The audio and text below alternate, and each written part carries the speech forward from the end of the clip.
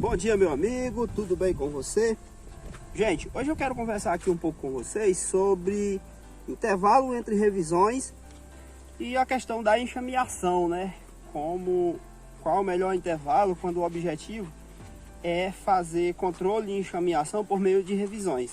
Não que isso seja prático, mas se você faz revisões com uma certa frequência, provavelmente, se você prestar atenção, dá para você estar aproveitando para eliminar ou aproveitar algumas realeiras. Só que quando o assunto é revisão, intervalo entre revisões, a gente tem que fazer uma distinção bem clara, que é em relação ao período de safra e em relação a entre safra. No período de verão, fora do período de safra, obviamente que a revisão ela não precisa acontecer com a frequência muito alta. Mas já no período de safra, essas revisões elas têm que acontecer num período mais curto, um intervalo mais curto. Por uma série de motivos, isso acaba sendo bastante interessante. Que vai desde a questão de controle de enxameação, seja eliminando as realeiras, seja adequando espaço.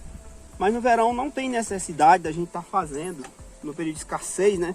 Não tem necessidade da gente estar fazendo revisões com tanta frequência. Sendo que no meu caso aqui, eu faço revisões com um número bastante variado. 20 dias, até mesmo 30 dias, sem nenhum problema. E aqui, né, gente, um enxamezinho já com bastante cera puxada. Só um quadro para elas puxarem, que já estão puxando. Vou colocar até no centro essa lâmina.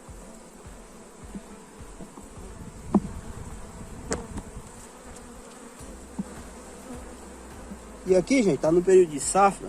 Eu tô abrindo aqui esses enxames, dando essas revisões, porque vou estar colocando melgueiras.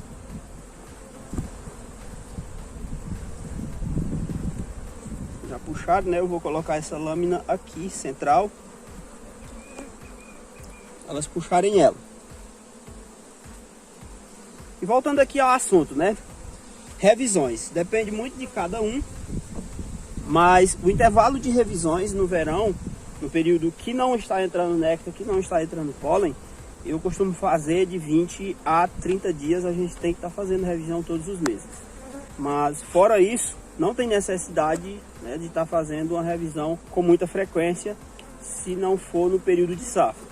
E aí já no período de safra, gente, a história é totalmente diferente. E por que que é diferente, né? Porque se tiver entrando néctar, se tiver entrando pólen, a gente sempre tem que estar adequando espaço. Então essa revisão ela tem que ser feita toda semana ou pelo menos de 15 em 15 dias. E aí é que entra a questão da controle de enxameação, adequação de espaço para evitar a enxameação. Porque isso, gente, tem que ser feito no intervalo de no mínimo 16 dias. Porque se você conhece as fases de desenvolvimento de uma abelha rainha, você sabe que ela demora de 15 a 16 dias para nascer. E o apicultor ele tem que ter conhecimento disso para poder fazer essas revisões quando o seu intuito é esse. Então, no mínimo 16 dias, por conta disso, né? E aqui, gente, eu vou fazer um teste aqui com poncho. Aqui só tem uma lâmina de cera que ainda não está puxada, porque vou estar colocando aqui a primeira melgueira. Os enxames da média para trás tem até barba. É interessante, né? A gente sempre está testando novas coisas diferentes. E eu vou estar aqui testando o poncho. Tem gente que deixa esse poncho com a parte para fora, né? Um pouco para fora. Se você quiser deixar aí nos comentários como é que você usa o poncho, seria bem interessante, né? Porque eu estou aqui fazendo um teste também com essa ferramenta que eu sei que muitos usam, né? E é o poncho. E aqui eu vou estar colocando melgueira, porque esse enxame está completinho.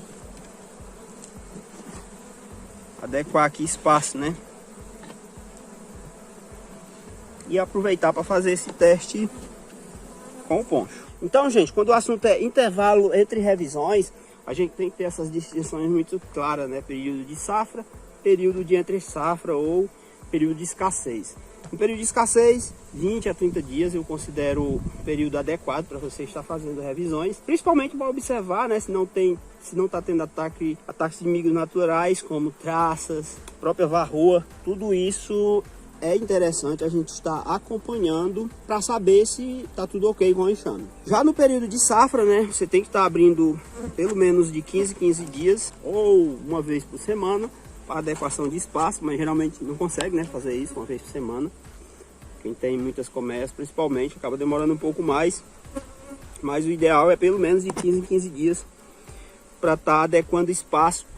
E para controle de enxameação, é sempre importante seguir também essa regra, porque vai ficar em torno disso, né, de 15 a 16 dias para a abelha rainha nascer. Então, se caso elas puxem realeiras no intervalo de uma semana ou até mesmo de 16 dias, 15 dias, você tem condições de estar eliminando antes que elas nasçam. E enxameação é com certeza um assunto bem polêmico, que interfere bastante na nossa produção. Sempre que a gente pode estar eliminando realeiras, puxadas de realeiras, é bem interessante. Eu sei que na maioria das vezes isso não é possível e esse não é o melhor método, e existem outras formas, inclusive, bem melhores, bem mais eficientes do apicultor estar fazendo isso, controle de enxameação. E uma dessas formas, com certeza, é o melhoramento genético, estar observando qual dos seus enxames enxamea mais, com mais frequência, buscar genéticas que não enxameiem tanto, com certeza é uma das melhores formas. Outra coisa também que vai interferir bastante na questão de enxameação das suas colmeias é do que diz respeito à cera nova. Se você tem o cuidado de sempre fornecer cera nova para os seus enxames, você com certeza está evitando também enxameação com isso, porque dificilmente vai faltar espaço para a abelha rainha fazer postura. E já que a gente falou de abelha rainha, é outro ponto também que não deixa de ser muito importante, que é você sempre manter rainhas novas. Isso é muito importante para evitar enxameação da mesma forma. E o fenômeno da enxameação acaba sendo até mesmo muito interessante, porque tem algumas coisas que o apicultor tem que saber. Vou até depois explicar um pouco melhor isso, falar apenas disso, porque existe dois tipos de enxameação. E a primeira está associada à escassez de alimento, principalmente, que é quando todas as abelhas deixam uma colmeia, uma caixa, e vão para outro local, chamado também de abandono, né? E dentro desse contexto é muito fácil de compreender isso e de evitar isso. Se você fornece alimento para suas abelhas, mesmo que seja em pequenas quantidades no verão, pode ter certeza, elas não vão embora.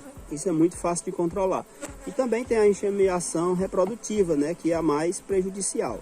E no caso da enxameação reprodutiva, a gente tem que entender uma coisa: quando falta espaço na colmeia ou a abelha, a genética que você tem é muito enxameadeira, o que é que vai acontecer, né? As abelhas, elas vão perceber que não tem espaço, e aí, faltando espaço e elas, o enxame estando forte, elas vão iniciar a puxada de pelo menos aí de 3 a 5 realeiras. E aí é que começa o problema.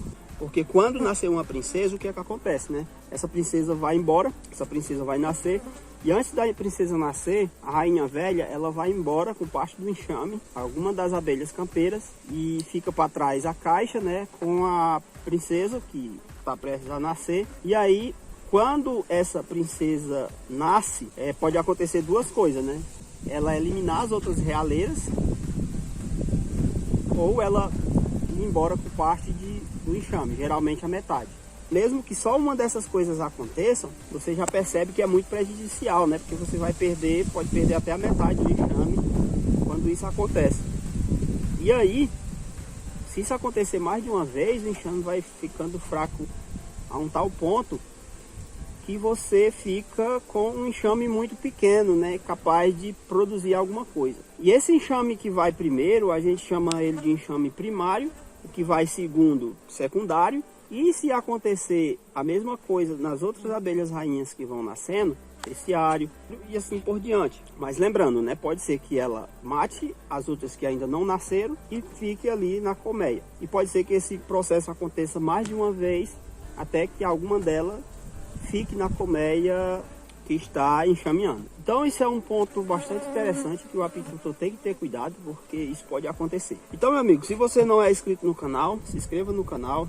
Se você gostou do vídeo, curte o vídeo, deixa aí seus comentários o que é que você acha a respeito de intervalo entre revisões. E se você concorda com o que a gente falou aqui, eu tenho todo o prazer do mundo de estar interagindo com você. Então, se inscreve no canal, curte o vídeo e até a próxima.